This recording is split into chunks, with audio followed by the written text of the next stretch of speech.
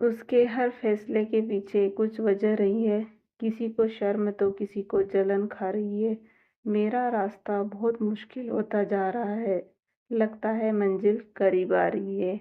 Hello beautiful family, good morning, नमस्ते। कैसे हो आप? आशा करती हूँ आप सभी स्वस्थ है, मस्त है, बिंदास है और हमेशा की तरह बहुत बहुत पॉजिटिव है। स्वागत है आपका हमारे चैनल में। आप मेरे चैनल को सब्सक्राइब कीजिए, लाइक कीजिए, शेयर कीजिए, कमेंट कीजिए और प्लीज़ मोटिवेट कीजिए, सपोर्ट कीजिए। मिलते हैं नेक्स्ट वीडियो में। Thank you so much.